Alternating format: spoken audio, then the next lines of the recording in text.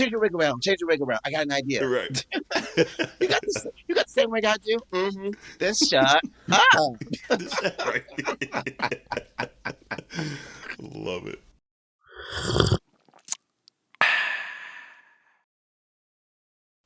Hey, community. It's my birthday, but here's what's brewing today. The best guess of 2024. Normani, girl, where you at? Ooh, I don't know. So get your cups ready for Minority Report.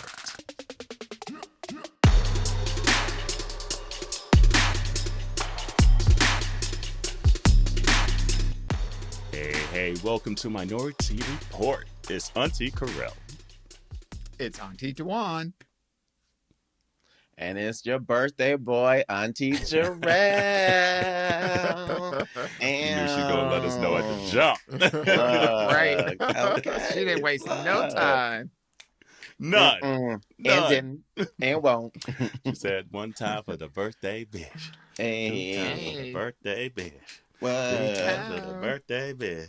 Now fuck it up, baby, the Forget it, birthday bitch. Fuck it up, real. Fuck it up, real. Fuck it up, real. Okay. Look. Hey. And Happy New Year, by the way. You know, we know yes. the New Year is coming in a couple of days here. So, and again, 2024 Yes, is gone. Gone. You know, honestly, I'm sad. I actually had a great 2024.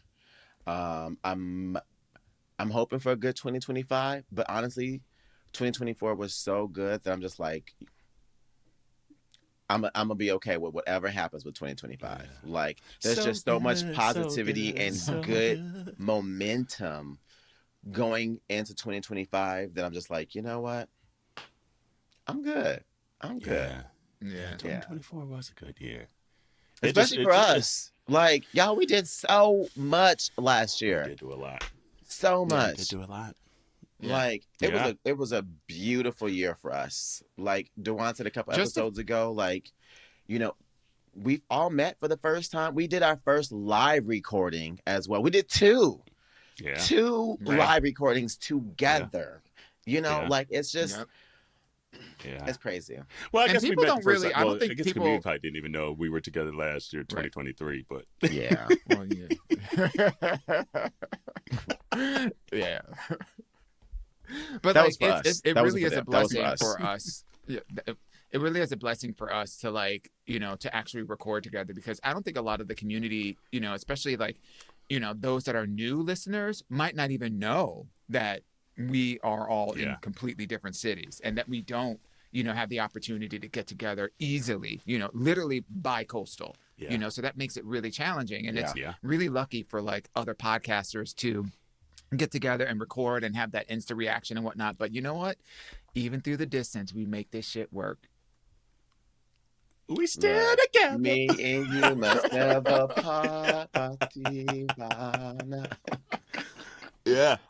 No, like, I forget where we were. Oh, it might have been CultureCon, where I forget who we were talking to, but someone's like, "Oh, wait, y'all don't live in the same area?" Like, they had like no idea. Even though we talk about it on the podcast, they still didn't put two and two together. That like, oh wait, y'all do this from like 3 distinctly different parts of the country each week. Yeah, and I'm like, yeah. I don't think too much of it anymore because it's just our norm. But But for us, and I mean, it's weekly. That's the thing too. Is like we carve out time every week, different time zones, all that stuff. We find a way to make it happen. 3 different schedules. Oh like, God, yeah. What they say, 5 years to make a habit. All that stuff. I guess it's a habit now. You right.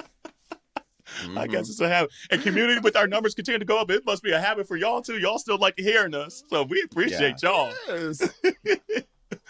Love it. And so, I mean, as we continue to grow, I mean, just the amount of guests we are able to continue to have on here, and we had some awesome guests this year.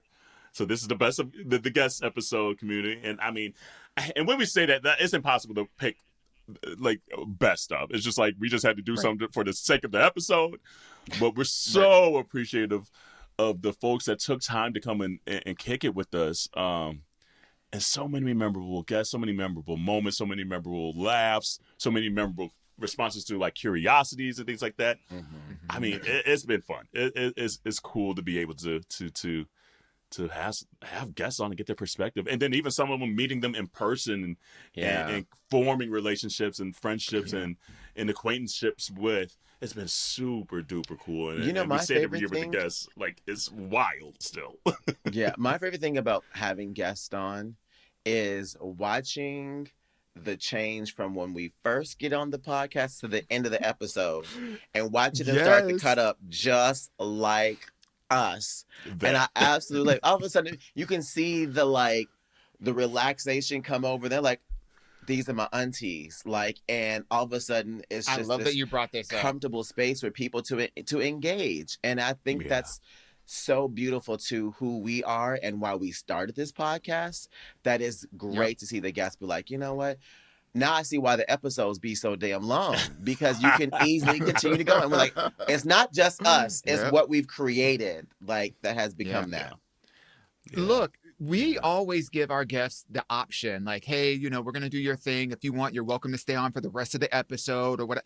And every single time, I think we've maybe only had, I don't know, I would say less than 5 guests over the entire 5 years that have only been on for their 20 minutes or 30 minutes of their quote unquote interview. Mm-hmm.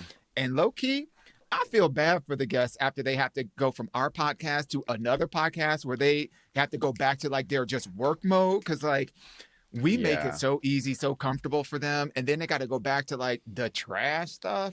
They're like, when can we come back on Minority Report and hang out with them? Yeah. I know that's right. We're good at what we do now. Yes, we are. Absolutely. Yes, we are.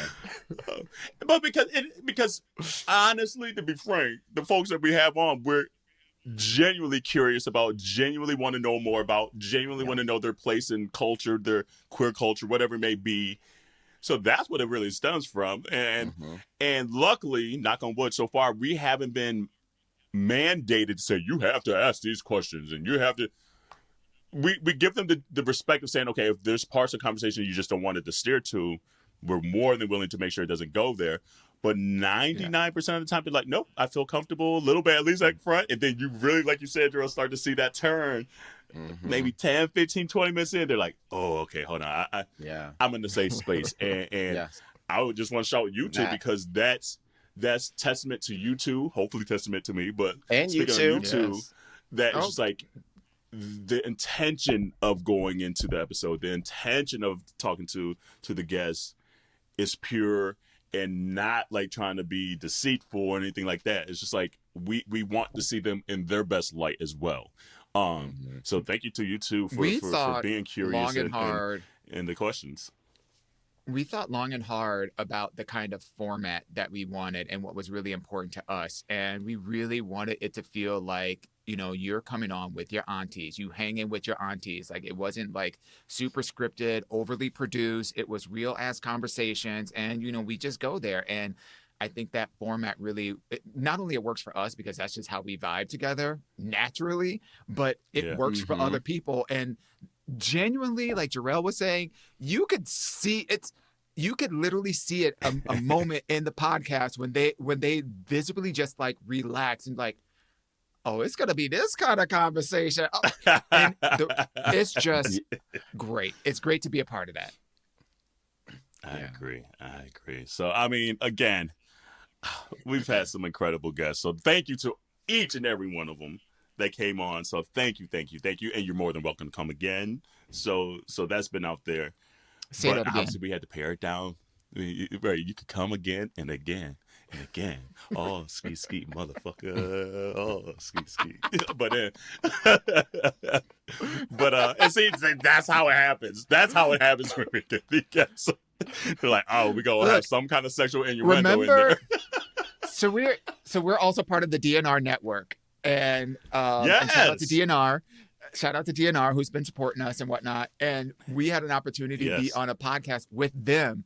And even with their network, they heard us before, they weren't even ready for how we show up to a podcast and the conversations that we go in. Because, honey, we'll find an innuendo in the innuendo. We will. We are us no matter where we are, whether it's on our podcast, in public, on someone else's podcast. The aunties are the aunties. We in there. We in there. Who let us outside? It's giving that. I know. Who auntie is this? Who auntie is it? Come get them. Come get them. Low key. But Camila, I think that's what you enjoy about this. Low key, like I'm just gonna put it out there. I would love to see a Yo Aunteas cartoon based off of us. That shit would be so fire. It would be like the Proud Family, but with the aunties, like drawn like the Proud Family. But Proud the Family. Or Baby's Kids drawn like that, but it's us. That would be so cute. I would watch that. I'm here for it. And let's put it out there for that. Let's put it out there. We're going to be hosting carpets and red carpets and be out in these streets again in 2025. But yes. All right, yes, let's get to it. Who do you have to mind for one of your favorite guests of the year? Yeah. So I'm first of all, I just want to say, part of the impetus for having this podcast is to elevate, the different perspectives in our community, especially Black and brown faces and in the queer community. And so my favorite guest, one of my favorite guests, but the one that I'm highlighting this week is Daniela Carter, who came on to talk about her project in Kokomo City. And for those who don't know, this is a documentary that is more of like a raw depiction of the lives of 4 Black trans sex workers and just how they confront and navigate the world around them within the Black community and within themselves. So if you haven't seen it, definitely after this podcast, run on over and watch this documentary. But let's take a listen to the conversation.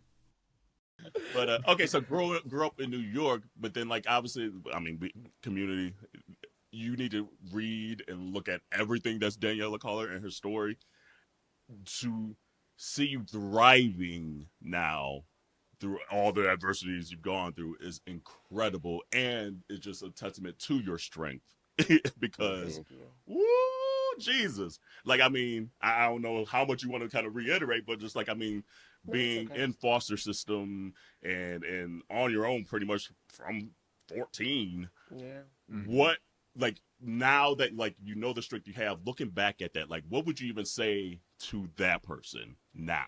So you want to know what's so crazy? So, and I'm not just saying this for the show. So today I literally went back to all the childhood homes that I lived in Queens, in South Jamaica. And I think for me, and it's funny because I'm processing this with y'all, so I hope I don't get emotional, but it was a reminder to my younger self, right, as I went down memory lane. And I thought about, because at that time I was presenting as male and as a young boy, and I was sheltered in the sense of only going to church, to school, didn't have much community, right? And so when I think about now where I am today, whether it be married and Black and trans, whether it be thriving Black and trans, I think about where the journey started. And it was no shade. I gagged when I realized that for me now with my adult, well-informed and exposed eyes, I was like, bitch, that kind of look like a crack house. But then I was reminded, right? No matter whether I see this as a crack house or this is a community that's in poverty, right? That's my beginning, right? And there was a little kid that was dreaming walking down those blocks. And I had the audacity to go to the supermarket and ask him, is this the same supermarket owned by such and such? And then I had the nerve to go even further to say, do you remember me? And then it was hold on, sis, I don't think you even ready to go that far to go down memory lane. Yeah. Wow. But it was I remember thinking just I escaped what felt like abuse and violence. Well, not felt like it was, but I felt like something that was never going to turn into the impossible, right? And that was my dreams, because just to be able to exist as myself was a dream, right? And to not have to be locked in an attic, to not have to deal with sexual assault, right? So I discovered myself and my community from just simply jumping out a window, and to see that home and to see that I've looked out of really nice windows these days, means that I was destined for it. I was deserving of it. And that everybody that I lost along the way just didn't see not only the value in me in terms of financially, but just the light that I could bring to their life and helping them understand what being unapologetic looks like. Because that's liberation, that until you're able to go through things, right? and really build who you are, and your character is built through adversities and then persevering through it, right? And I realized that there's so many people forgotten still. There's so many people living there and they're forgotten. And bitch, you are not forgotten. You are in people's living rooms. Like, you are somebody that is attached to legacies, right? That will continue to educate generations and generations to come, which means that Darrell had to jump out the window to be Daniela. So that way the other Daniela or Daniqua or Deshauna or Shaniqua or Takia or whoever, or even Elizabeth, goddammit. Because you know how we do it. Okay, no trust. Come on, Ellen. And I'm low-key problematic, but we ain't gonna go there right now. But what I'm saying is, right, like, there's somebody who's still there, who's still in that community, and they need to know that it's possible, that you can, you know, escape that and you can thrive and find community. And so to everybody who told me I was confused, I wasn't deserving, I'm sorry that somebody has to put bail on your books right now. I'm very sorry that you may not have experienced the love that I do today. But what I know is I'm not who you said I was supposed to be. I'm who I was supposed to be for me. So I love that. Like Darrell said, preach it. I really be dragging stuff, so you gotta really work. But for real, like, I mean, but it hits home, and the truth is, I love that it's your story with your voice, and it's not being said in a way that isn't true to who you are as a person, right? And just hearing your story and just hearing you now, like, just now meeting you, and I can already be like, man, this is someone who is going to be changing lives, because growing up for all of us, just as Black folks, right, we just have certain limits because we couldn't see it, right? And now you get to be something to someone to be able to see that gets them to know that they can also be it as well. Right.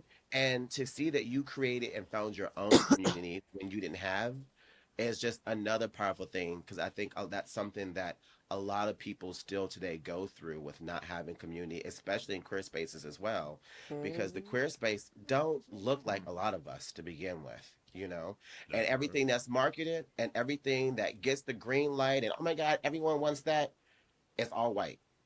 So by default, we already got to build our community too. So I love seeing and hearing with other, you know, with other folks being able to do that as well too. But I also I feel like I want to speak to the fact that I'm okay with knowing that at a certain point in my journey, I was the token, that I was being exploited, and that in some ways I had to be what feels like a sacrificial lamb for others to exist and be able to thrive without having to be the token, without having to be the exploiter, right? So it's okay. Like, for me, I've learned throughout my journey that I've had several seats, right? I wasn't always in the driver's seat. Sometimes I wasn't even in the passenger seat. Sometimes I was in a broke down hoopty that barely had a back seat. But what I was always having a seat, right? Whether it be at the table in a car, you know, but I knew that it was important for me to keep showing up because there was somebody else who needed it. It was never about me. Nothing that I have tried to do is really about me. It's about the younger version of me, right? That I know that young Daniela, excuse me, I'm going to slip again, baby. But, you know, that young Daniela didn't have somebody to look up to because literally I was a different era, right? So what I know, it's so important to see any type of representation, right? So it's like, okay, maybe I got to go just be this token for this big organization. Maybe I got to let this network act like they really care about trans lives just to create representation. But ultimately, what I know is that there's equity somewhere in there. Now, it is left up to me as a person who gained the access to figure out how do I build equity off of being tokenized. And so whether it's establishing my own platforms, whether it's inviting more people in, right, who have the language, who know how to navigate these spaces to help me understand how to cultivate equity and create tangible tools, right? Because that's it too. It's like we talk about all these different tools and systems, but who can access them? And then when you think about the people accessing them, it's not usually the most vulnerable, who's the most marginalized. And so I let my vulnerability be the access point for people to maybe understand the importance of going to others that look like me. I think what I also appreciate about It's dope. I drag it. I tell you, I know. I do. I think what I also appreciate about your story is it goes back to that notion of there's never a testimony without a test. And so going through adversity and coming out on the other side of it helps us to more appreciate the privileges that we have being on the other side of that struggle. And then when you look back and you see exactly how far you've come, it really helps to keep that notion in our minds of let's not take this for granted because we know what it's like when we didn't have this, that, and the other. Yeah. No, for sure. But also, is it kind of cool though to look back like that to also hype yourself up and be like, I am a bad bitch. Like I did all that, especially with the odds against you and people, may not having your best interests and some because people are haters. Some people will wish bad against you, right? And still overseeing all that and still getting what's meant for you. That's being a bad bitch. I feel like when I wake up in the morning, it's like first I have to talk to myself from when I go from that transformation to Ray J to Brandy because it's a real one every day without this wig, right? And so by the time I make it to the Brandy part of my day, yes, I feel like a bad bitch, but not from a place of ego, but because again, I think, and a lot of people actually have had to call me out on it in a sense of looking at where I'm at now. And seeing that I now have certain privileges, right? And I always go back to like my upbringing, my childhood. You don't know how hard it was. But I know this might sound crazy, but I don't think I've even reached the surface of what I'm supposed to do. Yeah. And so because I haven't even gotten to that place, right? What I know is that I'm still evolving, that I am not as important as I think I am. And that the only thing that is important to me is me finding ways to make my work more intentional, to be more impactful, right? And so what I think about whatever legacy could look like, or my accolades or success would so-called be called, I'm successfully waking up every day knowing that living in my truth will take me closer to my destiny, which will bring nothing but an army of people who's in chains and don't know that direction. They don't know a pathway to their destiny. I'm creating some type of model for that, right? So I'm not the one, but there's a model for it that says, if you're from foster care, you can do it too. If you're Black and trans and start out at sex work, you can be in corporate spaces. So, I mean, to some extent, am I a bad bitch? Yeah, when I'm suited, booted, and in glam, peeled out. but but when it comes to what I believe I've done, I did what any child who had been abandoned the way that I have been deserved to have a person show up for them. And that had to start with me, right? And so I'm grateful that all of the work that I've managed to achieve in my life, I was always able to be unapologetic about it because it tells other trans women too, you don't have to look a certain way, sound a certain way. You can just be yourself. And being yourself can take you on a pathway to success. Baby, you walked that line with such grace. Let me tell you, you walked that line with grace as fuck. Jerome, you would have been swinging. Because in my mind, I'm like, you a bad bitch. But I'm like, but you're right. You okay? Yeah, okay, well, this is me without 5 glasses of whiskey, a late night in a room full of white people. I promise you. I know that's the same. Now, to my people, I'll be gracious. To white people, oh no, you have to know it. Yeah. No, Karen, tonight's not that night. Not tonight. It's not about you. Exactly. Question for you, because outside of yourself, who's the first person that you feel like saw you and got you? Because even when we go through some struggles, there's always that onesie twosies, that person that gave you a little hint of hope. Thank you. That's what I needed to kind of keep going. Okay, so that I saw. Okay, so don't kill me, and I'm not trying to feel it, but so there's been quite a few people, but there is a person before a person I actually saw and met. And it just feels like the universe dropped them in my lap, but it's a book, and then I'll go to a person. Okay. Yeah. So at Robin Roberts, Everybody's Got Something was probably the first tool that I ever had that told me that I was of value, right? Because here she is going through cancer, right? And she's going through all these adversities.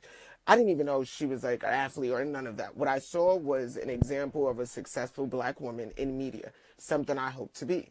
Okay, so I was like, okay, you might be broke, you might not even know your gender today, but what you know is Robert Roberts got a message in this book. Now, when I then went on my journey, and I mean, this is even after being raped, right? And had, I mean, literally walking into work, all this craziness, but I walked by a newsstand, and I'll never forget, I was with a very good friend of mine, and I saw Janet Mock on the cover of Marie Claire.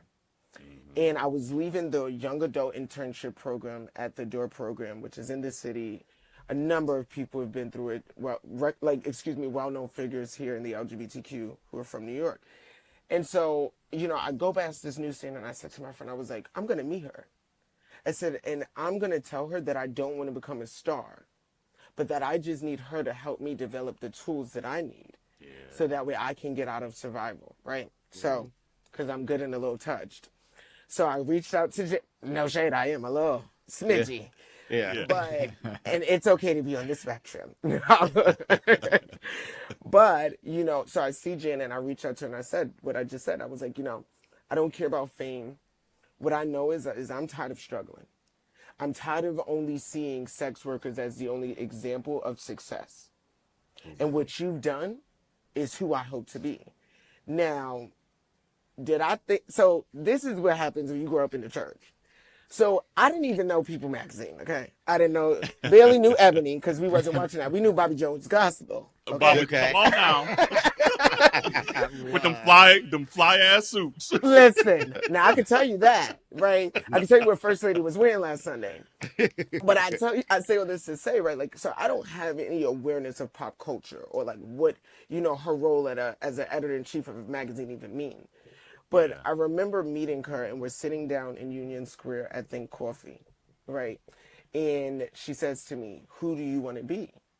And I said, you know, I don't want to put so much pressure on myself and say that I know who I want to be. But what I know is that what I've been going through for the last 14 years of my life, I would hate for anyone that looked like me to go through it.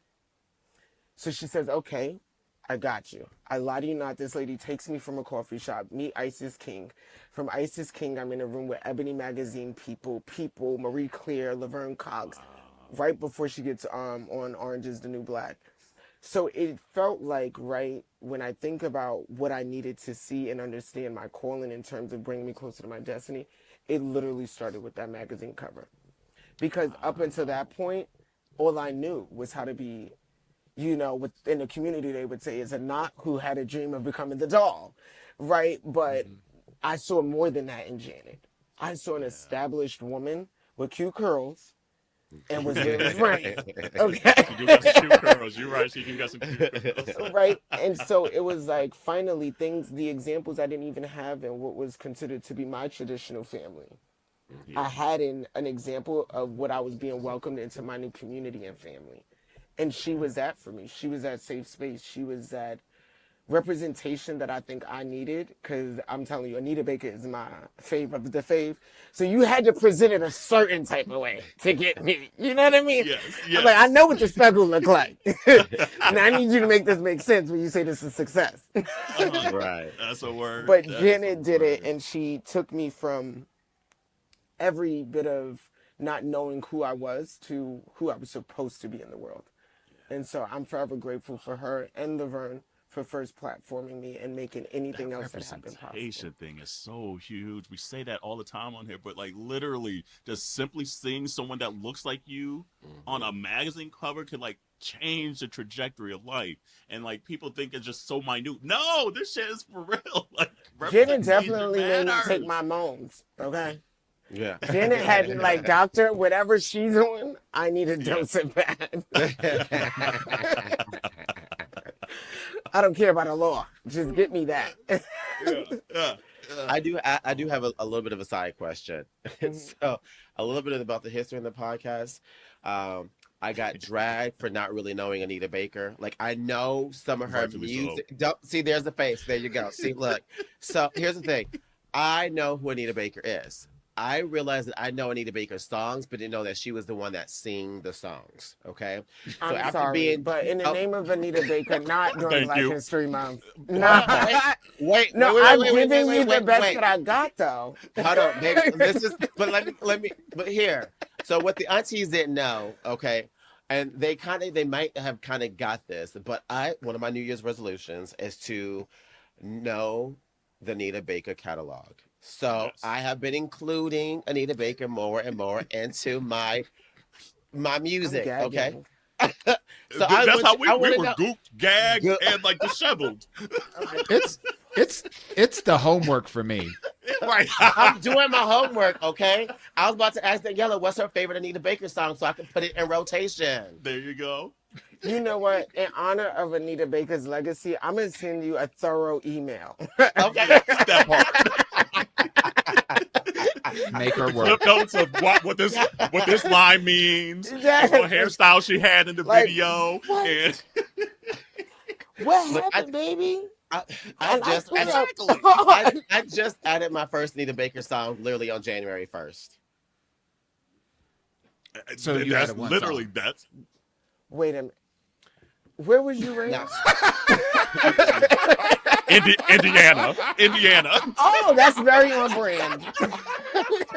I apologize now. Sorry. How dare I?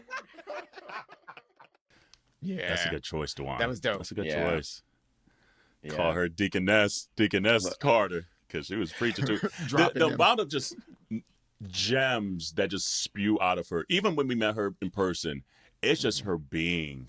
It's just her Yeah. being, and I adore Yeah. her with all my heart. Literally, like Yeah.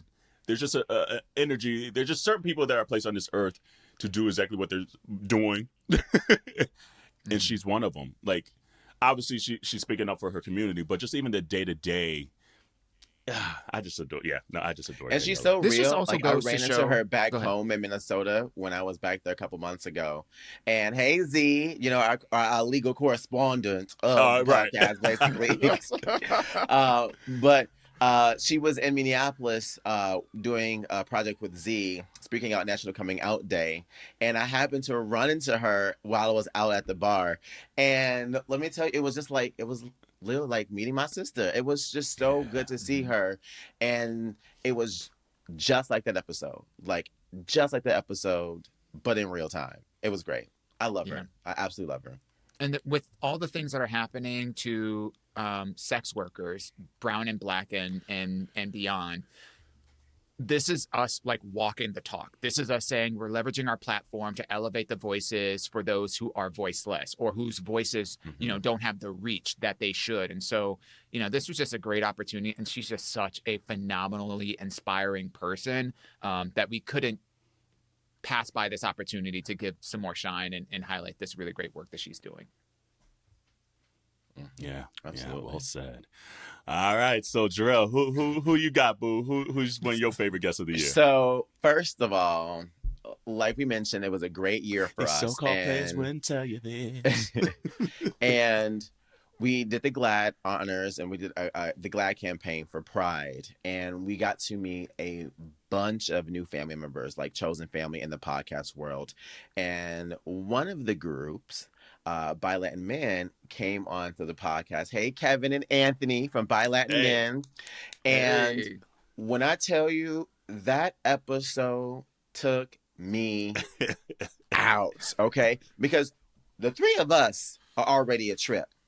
And then you add Anthony and you add Kevin, baby. A whole ass mess. I love it. Okay. I love it. And the barely portion, keep up. right. And the ping portion that pong. I'm highlighting of this episode is the Normani conversation. Okay. So let's Damn. listen to this part of the episode. And I believe that was on episode 281 back in June. So here's a listen. Do you give a damn that Normani finally dropped her album, Dopamine? We'll start with Kevin on this one because he's been talking about behind the scenes and all that shit.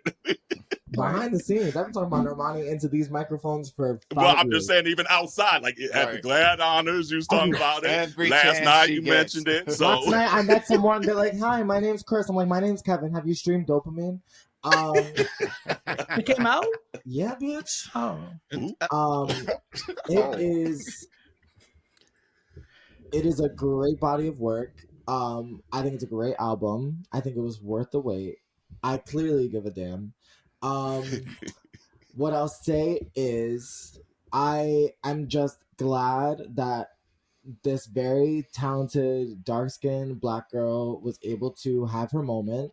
And people will have things to say about it because she's been getting a lot of shit for years for not having an album, and then her album dropped and they're like, see, it's not even selling enough. I'm like, no matter what, y'all set her up to fail. Like her very first performance, people were comparing her to Beyonce, just to, like, she's trying to be like Beyonce. It's like, no, she's just a black girl who can dance. Like, what?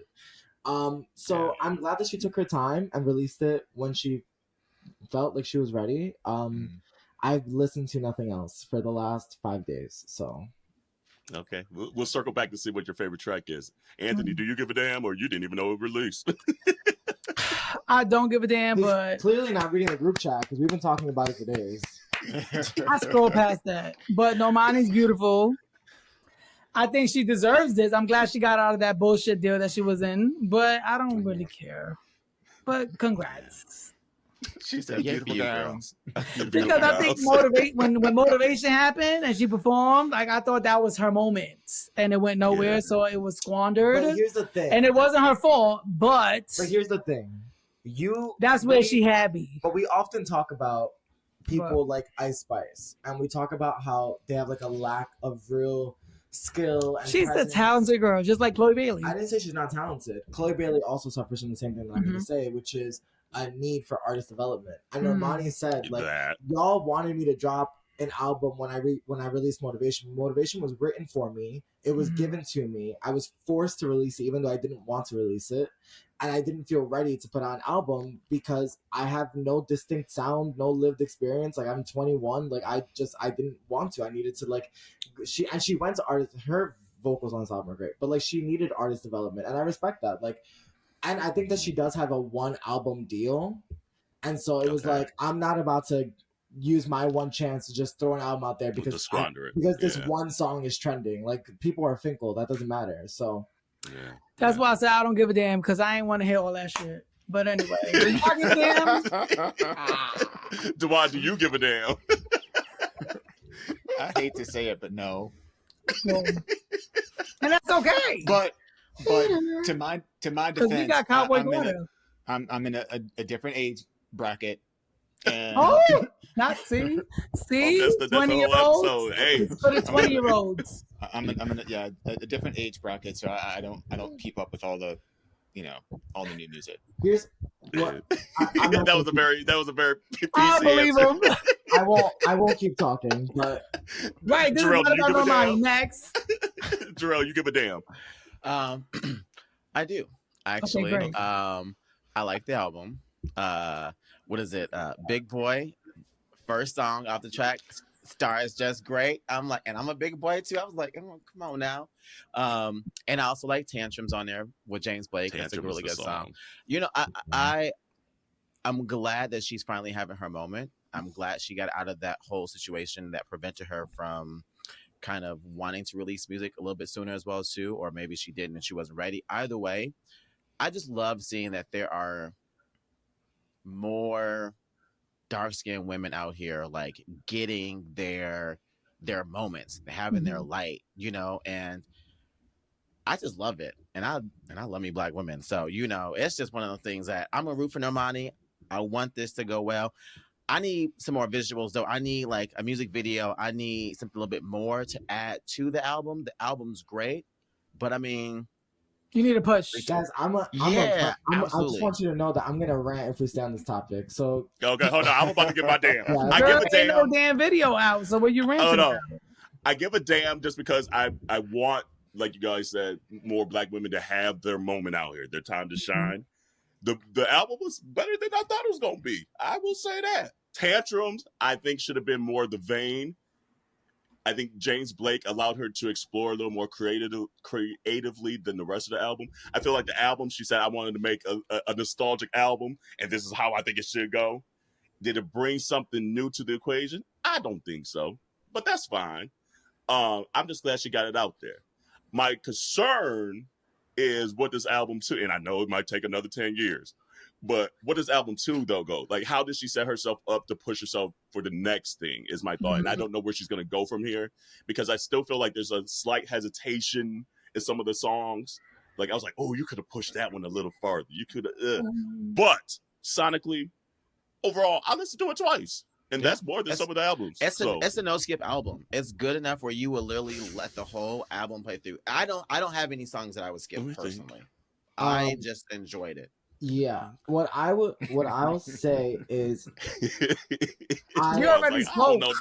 I was like, I don't know none of these damn songs. I just want to say something, which is I think that it is smart of her to release the album with no visuals. As much as people wanted it, she gave us the trailer. She ain't Beyonce though. Like, she can't afford to not have no visuals. But Beyonce did it for a different reason. Beyonce is an artist of a certain caliber who wants who wants her art to be enjoyed purely for art, because Beyonce's work is of such high quality that it's like you don't need a boost to enjoy this.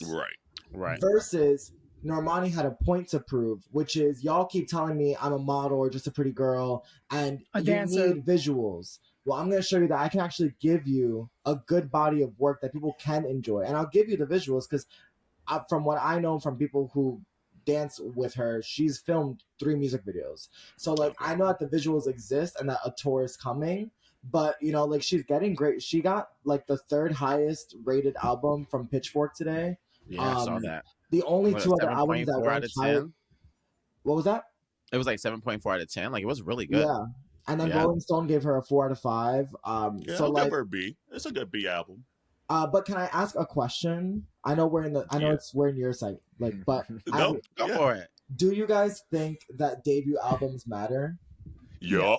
Yes. Of course. Absolutely. Wow. I don't. Because you ain't gonna get no more albums and no more time for nobody. In your album exactly. I don't think that they matter. I don't think that they matter. First of all, it's not really a debut album for her. She was in a group. That's a true statement. We knew her situation is a little different. And she also took 5 years to drop this shit. Still a debut album. She been debuting for 5 years, bitch. Wrap it up. But anyway, I like Normani. I'm gonna listen to the album now. And I like the bayang. I will say I like the bayang wig. I want she that does wig. look I good want with that the bang. love. That bayang is bayanging. So I'm here for it. All right, here we go. I don't think debut albums like matter. By the way, that's all I'm saying. I don't think they matter as much as they used to, based on how music trend these days and how people are bringing up things from the past. Like, anything can trend and anything can take off at any moment. Quickly, what was the name of Usher's debut album? Someone quickly. I almost said 8701, but it was Usher. Oh God, he had like 2 albums before that, girl. Did he really? But listen, name me artists. I don't know the name of the album, but it was the one where he was on with Diddy. It's and Usher. Then he came with it's called Usher. My Way. Is it just called Usher? Yes. Now, name me an artist that came out in the last 4 years with that debut album sucked and they still here. That. Name one. A lot of artists actually don't have great like that ain't what I asked you. Name one who dropped a debut album that sucked. Think of one. That's why. Don't think about people that didn't drop an album. People that dropped an album. No, but I'm not talking about like albums sucking. I'm talking about in general, like the way that they're like, because art is subjective. I don't really say that. Like, art is subjective, and people always bring up numbers and trust. All right, but listen. In order for you to get a second album, get a deal, you have to have a fan base and you have the people that buy and stream your music. So it does matter. If she has Normani Nation or whatever the fuck they want to call themselves, they have to prove it in numbers. I mean, you're not getting a tour if you ain't selling no album. I mean, Normani has 12.5 million monthly listeners on Spotify and 2. Oh, he know the numbers. He is staying. He in the nation. He is the president of the nation. We're gonna move on to the next question. Thank you. So, as we just listened, you know, there was a stand for Normani. And I think we need to send out an Amber Alert for Normani because where's she been at? Damn, not an Amber Alert. Here's the thing, like, I forget. There was even an episode before this one where, I think it was this one, or maybe it was in person or something like that, where we were talking about Normani. And I just knew what was going to happen to her. Yeah. And, like, it sucks because the album was actually solid. It was a solid-ass album. Yes. they just did not promote it the way. They did not roll it out well. They didn't do anything well about it. She didn't even put no videos out. And I get that Kevin was saying, you don't need a video, you don't need this, you don't need. Yes, you do. Yes, you do. For her. Yeah. There's levels to the shit, and she ain't to the level where you can just say the culture will take care of it. She's not at that point yet. So we need you to take care of the culture first to see why we want to dance to this song, see the visuals that you have inside your head. And maybe it's just because they didn't have the coin for it. Maybe they didn't have the rollout coins for it. You know, I don't know. But it sucks that it was just a glimmer of the year. Yeah. And disappeared again. And that stinks. Yeah. And I don't know if they're going to give her another opportunity. I don't. Like, and that sucks because she's super talented. She has her own lane. Yeah. I don't know. Kevin will be out there for her. Well,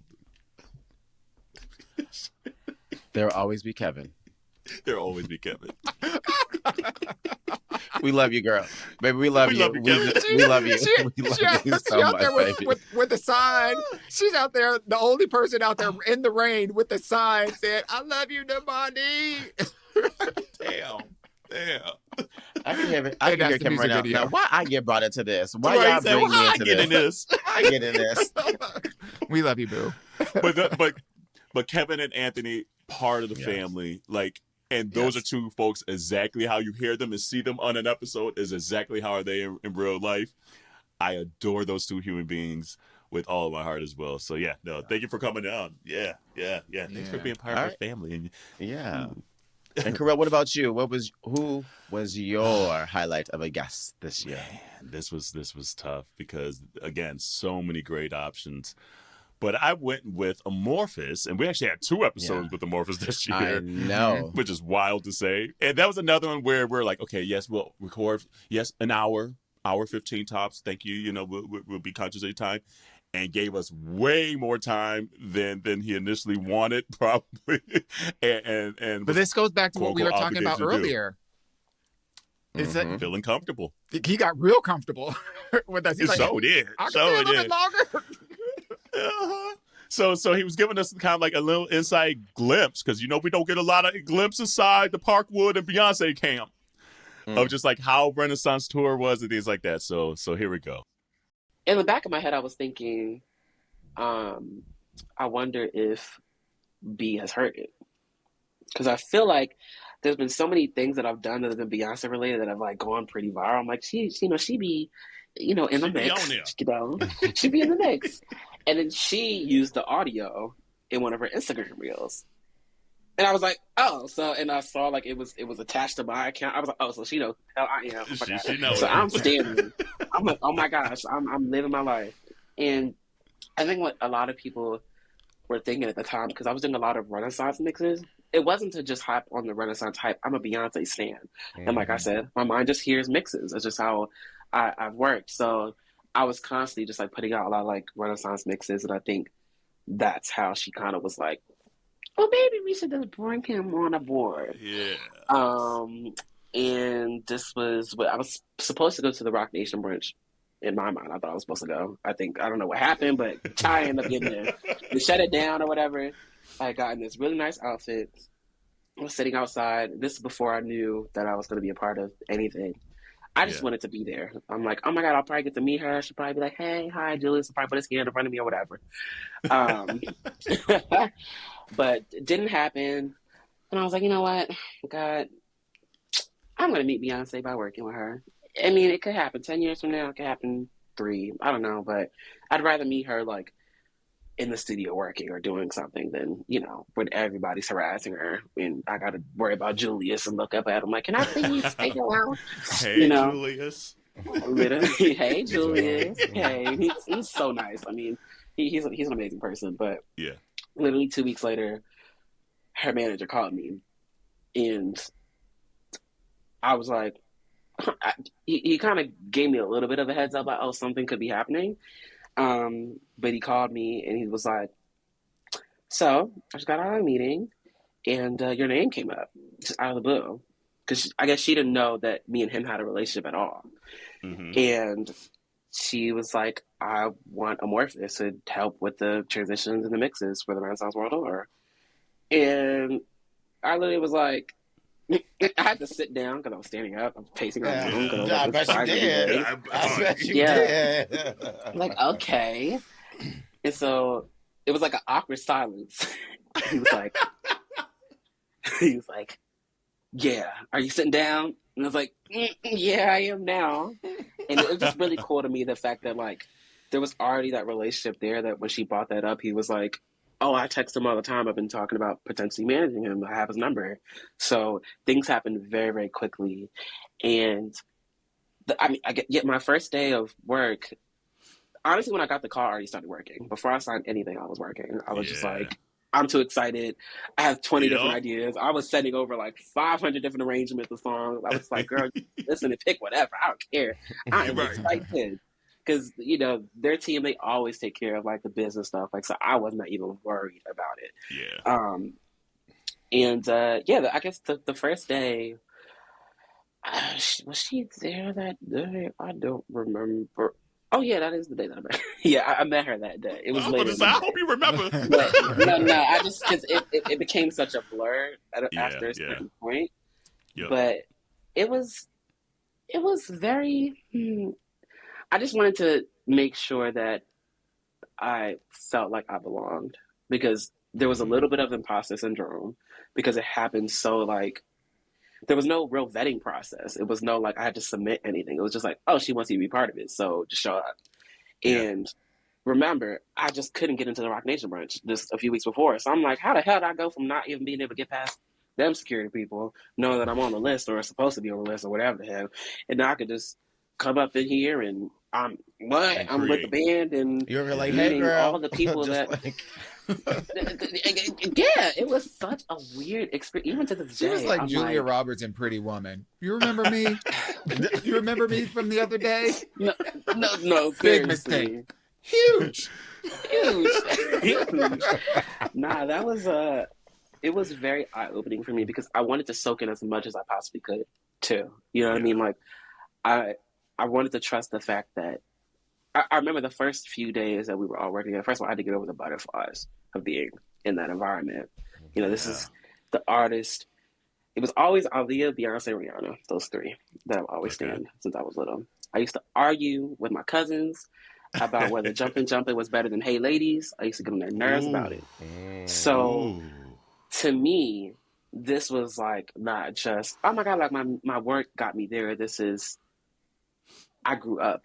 You know, just as everyone else has in a lot of this space. So, prepared. Right. But I ain't feel prepared. I mean, I had to be prepared, because how else can you be? Like, I didn't want to be. Did y'all listen to This Is the Read with Kid Fury and Chris Willis? Yes. The episode that just happened? Yeah. Yeah, because they were just at the. I didn't listen to that one. Yeah. Mm-hmm. Yeah. Kid Fury's experience in terms of like that dark place that he was in previous to that mirrors a lot of my dealings with being in the industry after. So I was just trying to remind myself that I deserved to be in that realm. I'm like, I see Quiz, I see her engineer who I've known of, because I'm a Beyonce stan, so I see all the credits. I'm like, oh my gosh. I see Tiffany. I'm like, oh my God, it's Tiffany. Like, it's just so many people. And then obviously, you know, building a repertoire and relationship with B, it was just, I think there was a part of me that wanted to just like break down and cry, but I knew, like Kid Fury said, I knew if I even did that, she would have been like, bitch. Yeah. But she was just like, because you know, like, and I remember, okay, that might have been fine if I met her at the Rock Nation brunch or something. Right. But like, I'm here for work. And I want her to know that I'm here to work. And even though I'm a huge fan, that I can still be professional and I can be just as, you know, valuable to the team. So I worked with. What was the first song? Like, where you're like, oh shit, okay, we in here now. I honestly don't remember. You mean the first song they were working on? That you like worked on, you're like, oh shit, okay, I gotta think of something now. Oh, well, honestly, all of my work was done. Ooh. Before I even showed up. Which I you. It was just done. I just didn't want it to be an issue. I trusted myself, and I trusted the I trusted the fact that if there was anyone that was going to keep it real with me, it would be her, because she has no reason to lie. Yeah. And so if she had heard my stuff that I was just doing, just having fun, that's what I'm going to do. That's clearly why she wants my expertise. So, like I said, the first day that I got the call about it, I think I did all my work that night, honestly, that ended up making the show. At least the majority of it. So, and there were no notes. So I was quite pleased to hear that. You know, it's just, let's make it work and put it in the show. So, I worked, I was on set for about a month. And that was, even though my work was done, like I still was able to give my pointers and opinions. There was certain parts that I wish, because I wasn't in the film. I didn't go to the Paris side of stuff where they were doing that stuff. I was only in the LA stuff, which didn't have a lot of stuff in the show. But there were so many funny moments of like things that happen in conversations. Remember when Blue was like, "Don't get rid of certain songs"? That was definitely me. That was definitely me. It was definitely no, don't perform that, please, because we've heard that for the last 20 years. You need to give the other song some time to shine. You said get rid of Diva? Oh, hell no. No. Oh, okay. Not Diva, just other songs that didn't make the cut. I'm about to say, amorphous. No. I was on Diva's side. I was sitting there like, good. "Oh, please, no, don't shorten anything. Don't shorten it, please."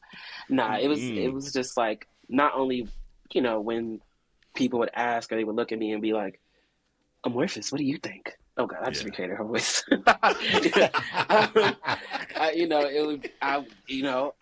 This is my moment. I can't be afraid to say how I feel because that's not why she hired me. I have to tell her, like, maybe you shouldn't do that. Or, it was weird to kind of be in that position, but she trusted that. And so it's given me definitely a newfound confidence. Again, when you have the greatest artist, of all time. Trusting your taste. Right. So now I'm like, and like I said, no notes. So why should I ever doubt myself again? Really? To be quite honest. So, and also just to soak in and learn as much as I possibly could about how things like this work. You're learning from the best. You're learning from the best, from her to the gaffers to the runners, the people that are getting the car. Like, everyone is operating on full force. Shout out to Kyrie and Damo and Rance. Those are the musical directors. Learned so much from them, have great relations with them. It was the most beautiful experience. I could never, ever, ever, take that for granted. Like, and again, I always said after that, queer man, like, that's the cool thing. Like, just the weaving of all that throughout, like, the tour, her album, had I not lived myself and been that as a child and dancing around, who knows if that opportunity would have presented itself at his door. But it was. What song didn't make it that you wanted to make? I'm sorry. Yvette ain't gonna let me say that. Okay. Was it? Oh wait, they might have been. I think they did show it in the documentary, the original. One of the original segments. Yeah, I know. I might just send her a DM and be like, "Hey, Yvette, I said something." She might be like, "What?" I'm just kidding. Yvette, don't even say no. We ain't fucking up that relationship. No, next question, Jarrell. What were you about to say? Hilarious. No, I was just gonna say, like, I saw it in Paris, and we saw it in Paris. Right. Well, Summer was late, so let me tell you, that's why I said because you was late. I was there in the club 2 hours beforehand, and Stiletto. I missed part of the my Tina feet. tribute, but I was late. Okay, but you were late. Late is late when it comes to Renaissance. But I digress. I want to say that, like, I outside of seeing Beyonce and being that close, the transition, the music was just so magical, though. Like, and that was one of the reasons why I had to see it a second time, because the first time I was just so gooped and just gagged that I was like, I couldn't. It was like, damn, get off my neck! Like, get off. There was just so much happening. And honestly, the video, like the album, the transitions on the albums were like dope to begin with. Like, we've been talking about that for like decades, 2 years before the concert experience. So like to go from an album that literally you can just put on shuffle and it all works. No, we don't. We don't put Renaissance on shuffle. No, yeah, we don't. We don't do that. Yeah, we don't. We don't do that. I know you do. Wait, I know you do. You put Renaissance on shuffle? Yeah. Oh yeah, he did. So does. I've been to his house. So I'm like, same. Yep. Same. I was like, actually, I think what it was. Well, I almost spoiled it. We were together in December, and I literally was like, no, we don't shuffle this. We don't do that. We don't shuffle this. I got some man last summer at Pride, and he had that shit on shuffle. I was like, what is this? We don't do that. Mm-mm. We don't. You play Renaissance from top to bottom and press repeat. That's all. He's talking shuffle. I'm a grown ass man. You see these right here?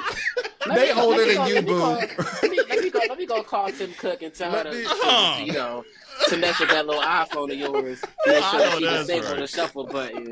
Let me go call Oprah. I know she got to connect. I know that's right. We don't do that. Those goons you was talking about for the nephew, we need to find them goons. Well, we have the right because the bees they buzzing in my head. Honey. Anyway, child. But that does bring to a good point about the transition of the album. I think that was the hardest. That was the question. It was like the album is already great. The transition is already great. She could have just did the album straight through and it would have been fine. People would have been okay with it. So it's like, it's her first time performing all these songs for the public.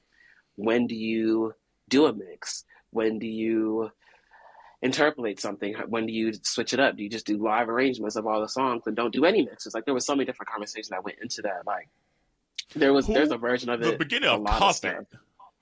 That's the other one. Because, like, Jarrell and Dewan came back from Paris and like, Terrell, we know how much you love fucking transitions.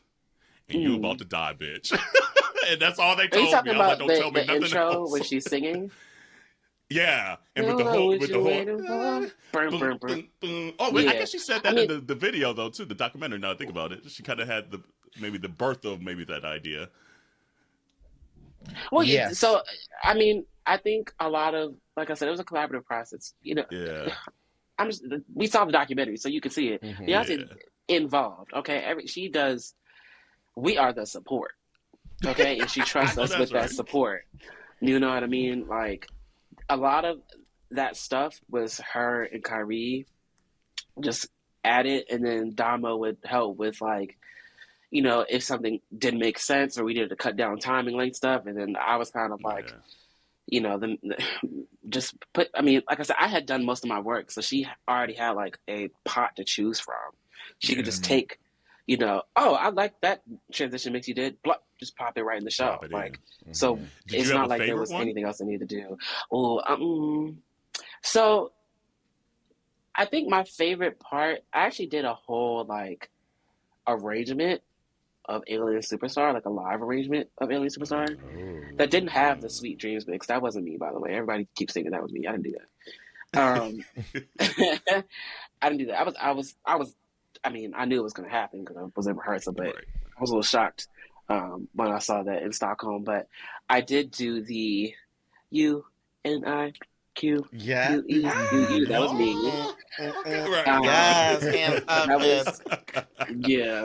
That was me. There's so many little moments that I was kind of like interjected throughout the show. The countdown, the horns under Diva. There's a certain point of that I really like. I want to throw a Follow Me and Break My Soul. That was me. That was a little mix. That's one of my favorites. Okay. Was cool. The Move one. That's me with Move Your Body by Nita Sky, the little, that moment.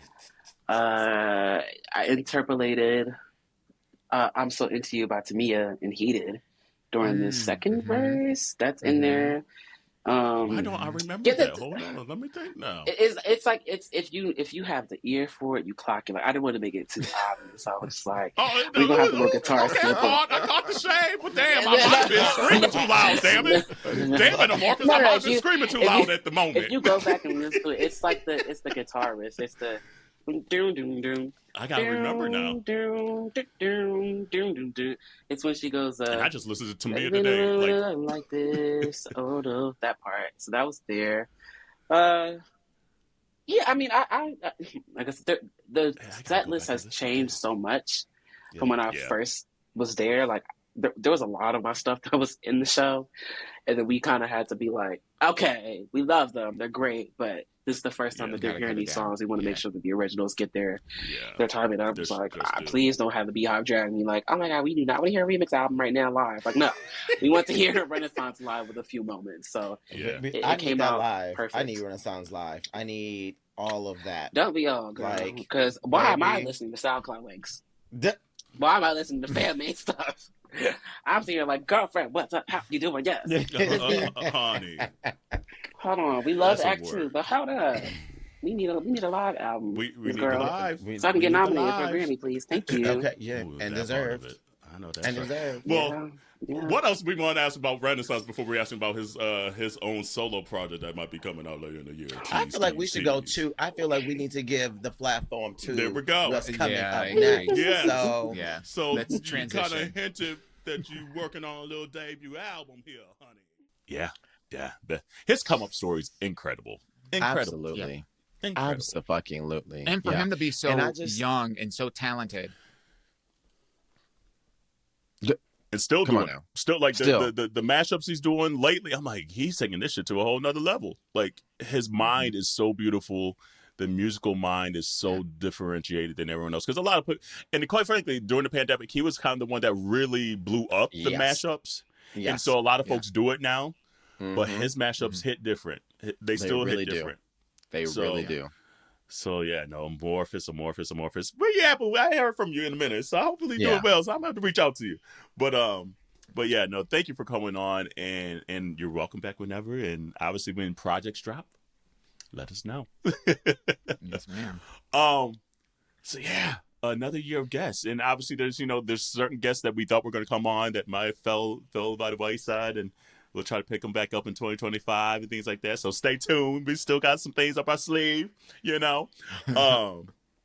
But anyone top of mind for 2025? And first, community. If there's guests that you want to see on Minority Report, let us know, and we'll do our due diligence to try to have them on. Or if you have connections, hey, we like connections. Sometimes that's what's needed to get some of the guests on here. So let us know, DM us, and be like, oh, it'd be dope to see so and so on here. Obviously, we want Beyonce, so if you got a connection to Beyonce, we want Beyonce too. But yeah, if there's other folks that you're just like, oh, they're great in this field, or they're a doctor and they are queer, whatever it may be. Like, obviously the avenues and the spectrums are wide. It doesn't have to just be entertainment related. So let us know who you think would be cool to be on here. But you two, and anyone next year every once in a while we have a community member that'll do a little drive-by as a guest. True. So, and we love those too. So, Travis came on, and outside of our normal rotation of aunties, and Frederick, we love to get our community involved. One and done. Absolutely. Frederick Smith. Yep. Good. I mean, I know the holidays are done, just got over, but hey, people need to read in 2025 too. Yeah. How about that? Yep. So get that book, Frederick Smith, 50 States of Gay. Period. So anyone top of mind that you want for next year? Yeah, I really, again, I said this a couple times. Hi, Jeremy Pope. I see you. I see your fine, sexy ass. Hopefully you see me too, and you hear me. I would love for you to come on Minority Report. Please. Please do. Please come on Minority Report. Low key, I would love to see Jussie Smollett come on as a guest on our podcast. We spent the formative years of our podcast chronicling this saga. I mean, give us the shine. This might be original a full Sierra moment to have the original Sierra. That's who he is. Hey, there was a lot of flip flopping going around with that situation. Yeah. On our end, it was like Jussie, Ryan Murphy, and clearly Sierra. A lot of stuff. Right. Who we don't want to have on the podcast? The Holy Trinity over there. No, I would love him to be on the podcast, quite frankly. Same. Yeah, I have questions. I'm low key lying. Yeah. Why you like when you gonna stop doing American Horror Story? Damn. Trash. Damn. Trash. I think a couple that come to mind. Obviously, there's a couple that we thought we were going to have on that kind of fell through, and I don't like Sean Bankhead's one of them. Like I think we've stated that before. Definitely got to get Sean. Like, come on, cousin. That's been like come on, cousin. A year and a half in the making. But he just literally booked and busy. Like if there's a definition of that man is choreographing everything right now. So I get it. So calendars aligning. I would really want Scott Evans. That's who I really want right now. Yes. I adore that human being. I think he's super talented. And just being a Black queer, we need him out there like that and getting all these interviews and stuff like that and carving his own lane. Love seeing him. Yeah. So meeting him in person last year was dope to see. But now I'm like, okay, we got to get him on here. So that's probably high on my list. Quentin Brunson would be a good one too. Ooh. I would love to have Quinta. I mean, don't get me started. Just for the culture, that would be so much fun. Oh, you got money! Like to go from there to where she is today, it's phenomenal, baby. Yeah, I agree. No, that's a good one. I'm trying to think who else. La Roach would be another one. Who? La Roach. Yeah. That would be out there. A fun conversation. That would be a fun conversation. I agree. Lena's another one. That's another one that's been in the making for a while. Yeah. We just took almost had it lined we're going to up, manifest this now. Yeah. So we got some that we need. And although I'm not like a sportsanista, it would be cool to bring like, some of the folks from like the tennis world into, the conversation, like Coco, like, and even like, I'm trying to think like even some folks from like basketball or some gymnasts. Like it would be really cool to like he was trying to think about the sports. Yeah, I was like I was going down whatever the sports are called. Say their names.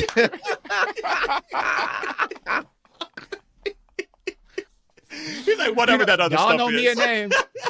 Y'all know me a names. I could see the faces, but them names don't stick. So yeah, I saw the brain was churning. I was like, damn, you can't think of the other sports right now.